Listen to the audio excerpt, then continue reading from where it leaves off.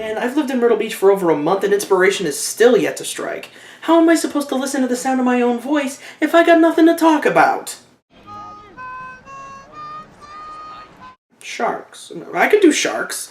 It takes me back to when I was a kid. I was obsessed with Shark Week. I would beg my mom to put it on every year, and it wasn't to watch celebrities futz around with sharks. It was actually interested in the animals themselves because I wanted to be a marine biologist. You know, not pursuing that's actually one of the biggest regrets of my life. Anywho, let's talk about some shark movies. With that new movie The Meg out, I've got a hankering for some good old-fashioned shark fun. But look at this! There are 5,000 shark movies on Amazon. I mean, what are some of these? Avalanche sharks? Land shark? You know, I was a shark on land once. I gave that up 6 years ago. Shark Patrol? Taking a stand for Earth? Was that like Paw Patrol, but for the older kids? Piranha sharks? That's just unnecessary. James Woods? I guess that's just a TV show. But I don't want any of that garbage. I want an actual shark movie, like this one. Nazi sharks. I feel like that maybe should be the James Woods one. Let's give it a shot.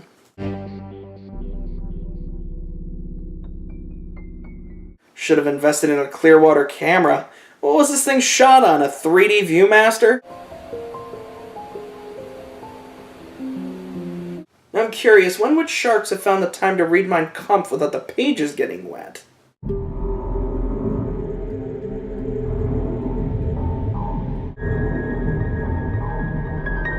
Oh yeah, massive success. That's why we all know that Hitler moved to Argentina and became a shark.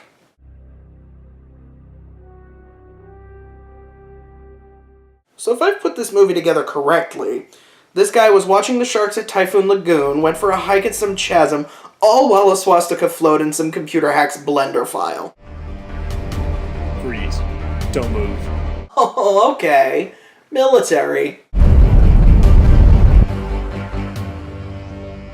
Yeah. Question mark is pretty apropos. So that was Nazi sharks, and it served as an appetizer to the main course, the bread and pesto to the pan-seared shark fillet. Look, I just wanted to talk about the Jaws franchise. I needed an excuse to do it, and now I have one, and I want to talk about them because they're my favorite films, or at least the first one is. The rest of them are garbage, easy to make fun of. So let's do that. First Jaws is an absolute classic, still holds up to this day. It's gripping, beautifully shot, well acted. And it's set in New England, which automatically makes it great. I remember seeing the shot for the ferry to Woods Hole and being like, oh, I know what that is. I know where that is. I've been there. I got a parking ticket there once, and I haven't paid it still. It's part of the reason I moved down here.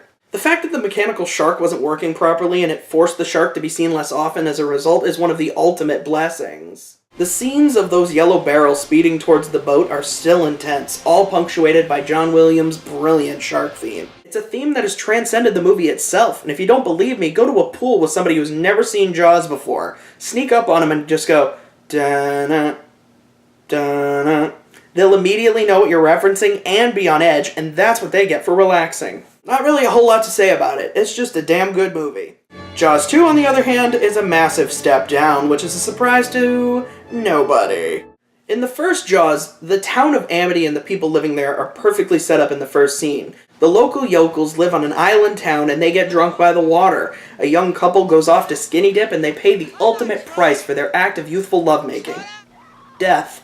In Jaws 2, Roy Scheider is late for a town meeting at a pool where it's announced by a mayor who should have been fired long ago that condos are opening in Amity. I mean, that's cool, but did that really require an entire town get-together? I feel like there'd be more fanfare if the town opened a Chick-fil-A. The entire town of Amity throws a rager for some overpriced timeshare? Whatever floats your boat. Or sinks it. It is a shark film, which brings me to the most disappointing aspect of Jaws 2, and that is the shark itself. It is laughably ineffective. It gets a couple of kills, but I think what really did it in was the change from mechanical to rubber. Jaws 3 is set in a pre-Blackfish SeaWorld, back when it was a place people wanted to go to be entertained by performance animals and not ponder the ramifications of what happens when you keep killer whales captive. You know, I actually wanted to work at SeaWorld once, to be with the animals because I wanted to be a marine biologist. One of the biggest regrets of my life. Not held up on it at all, but, figured I'd throw it out there. This one stars a young Dennis Quaid, which I didn't think was possible, because to me, like Willem Dafoe and Steve Buscemi, I didn't think that Dennis Quaid was capable of being young. But Jaws 3 completely ruined that for me, along with the visual medium that is movies. Now, most people have seen the 3D effects that Jaws 3 had, and I could just play you a supercut of them, and that would probably suffice as my opinion on the film as a whole. This scene of a shark, what would you even call this?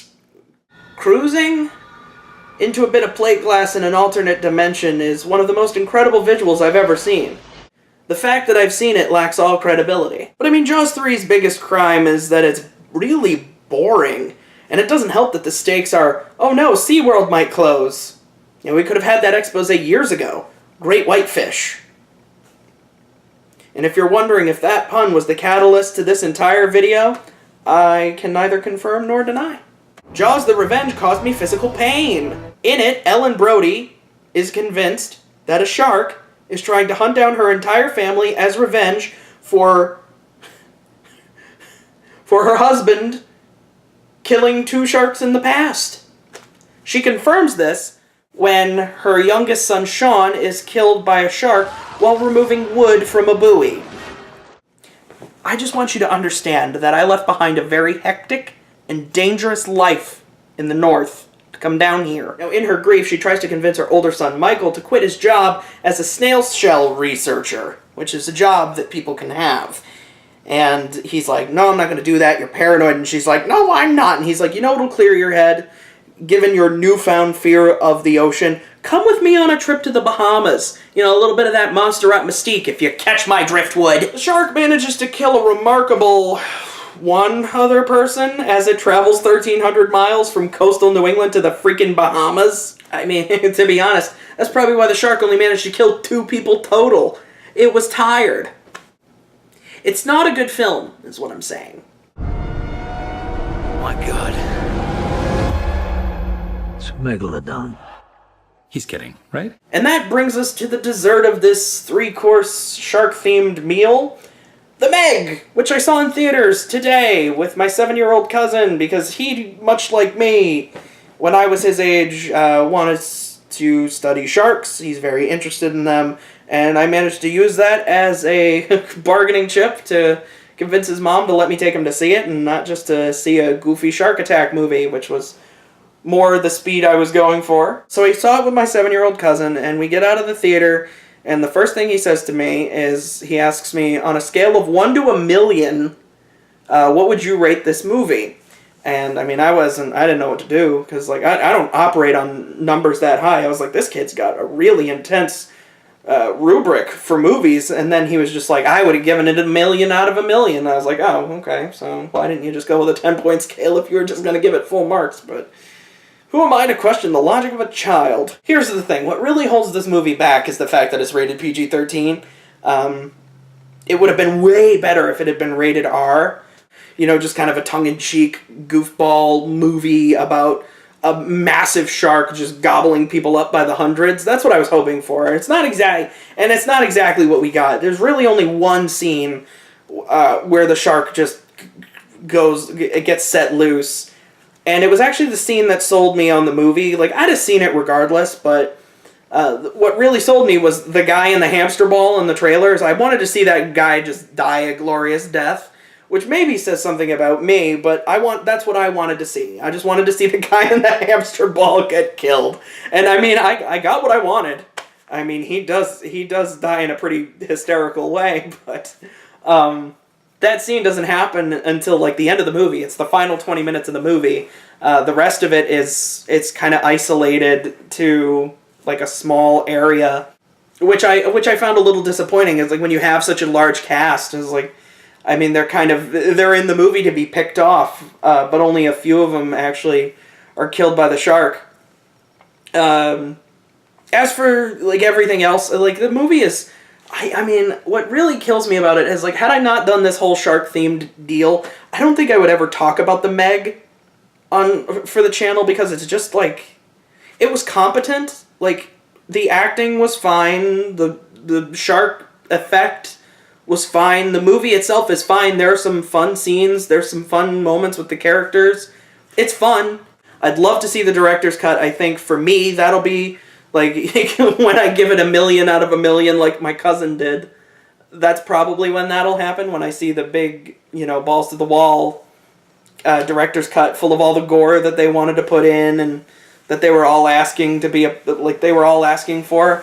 I think that'd be great. If something like that is even coming, I'd love to see it. But if you were disappointed by The Shallows or 47 Meters Down, which I was, this is way better than those, and it's better than all the Jaws sequels for sure. Because the thing I liked about this the most, and I'm looking at my battery, I'm sorry, it's super unprofessional. I've only got a few minutes before it dies. What really bothered me about The Shallows was that it was it was almost like a cerebral villain, and I just didn't buy it because like, we know enough about sharks. We know their behaviors to where they're not devious. They're animals. The way they try and, lure the megalodon to different areas is they try and get it with, things that a shark would be attracted to. They use sound and they use lights. They flash lights at it to get its attention, and it actually works in diverting it to make you be like, no, it's not something nonsensical like the shark is focused on a family, it wants revenge on a family, which is, Jaws 4 is just the worst. But it's not like that. It is, the shark is just a beast that relies on its size, its power, and its speed to eat everything in sight because it's a monster and that's what it does. And I kind of liked that. It was people of reasonable intelligence are fighting against a force of nature, and they're not losing to it because they're acting like complete bobos and getting killed by their own idiocy. Luck just doesn't always go their way. So I did actually quite like that about the movie. I guess I should wrap this up. I didn't really think of a close to this, but I think as much as I like to harp on the fact that I never became a marine biologist, even though I wanted to, and that is true, one thing that I really enjoyed about taking the kid to see this movie is that he kind of does have that, and if this pushes him in that direction, then that's great. Or at the very least, it gives him an appreciation for terrible movies, because he saw Jaws 4 with me. So, I'll take what I can get at this point. So, I guess that's all I got. If you liked this video, subscribe to the channel. See, I'm on the left here because I know on this, well, it's my left, but I don't know how cameras work. But over in this section here is where other videos are going to be, and you can subscribe and you can watch other videos, and that would be great because that tricks YouTube's algorithm. And also, donate to my Patreon if you can and would be so kind, and buy my book if you can and would be so kind. So yeah, that's all I got. That's what I get for not thinking of these things. I love you. Mwah. Bye.